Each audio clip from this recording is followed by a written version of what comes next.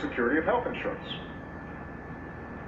Paying more for insurance or being denied insurance because of a pre-existing condition or because you are a woman, that's not a thing anymore. We got rid of that. And people are alive today because of it, and that's progress. Now, the legislation that we passed was full of things that still need to be fixed. It wasn't perfect, but it was better. And so when I see people trying to undo that hard-won progress for the 50th or 60th time, with bills that would raise costs or reduce coverage, or roll back protections for older Americans or people with pre-existing conditions, the cancer survivor, the expecting mom, or the child with autism or asthma, for whom coverage once again would be almost unattainable, it is aggravating. And all of this being done without any demonstrable economic or actuarial or plain common sense rationale, it frustrates. And it's certainly frustrating to have to mobilize every couple of months to keep our leaders from inflicting real human suffering on our constituents. But, typically that's how progress is won and how progress is maintained on every issue. We have to stand up for each other, recognize that progress is never inevitable, that it often can be fragile. It's in need of constant renewal, and our individual progress and our collective progress depends on our willingness to roll up our sleeves and work. And not be afraid to work. So, in conclusion, each of us can make a difference, and I know I'm preaching to the choir because otherwise you wouldn't be a goalkeeper.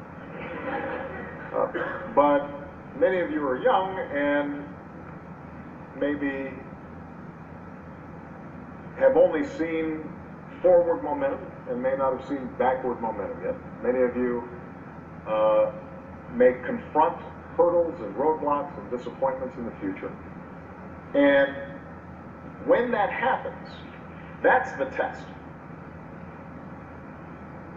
The test is not how do you feel when things are going good, or when you are at a cool conference in New York with Bill and Melinda Gates and will.i.am.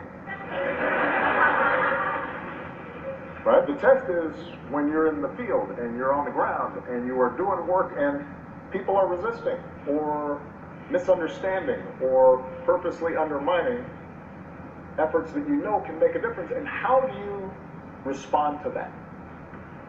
And what I'm suggesting here today is that your response has to be to reject cynicism and reject pessimism and push forward with a certain infectious and relentless optimism. Not blind optimism, not one that ignores the scale and the scope of challenges, but that hard-earned optimism that's rooted in the stories of very real progress that have occurred throughout human history. And the recognition that our successes, even though sometimes they're small or incomplete, accumulate, they build, and they create a trajectory that's better and will mean some girl somewhere getting an education that otherwise she wouldn't have had. That'll mean some farmer being able to cultivate a crop to feed his family, and if enough of them do it, feed the nation. That's what you're fighting for at every moment. Because each new generation stands on the successes of the previous generation. It's like a relay race that we're running. Each generation reaches up, standing on that previous generation, and bends that arc of history in the direction of more freedom and more opportunity and more justice.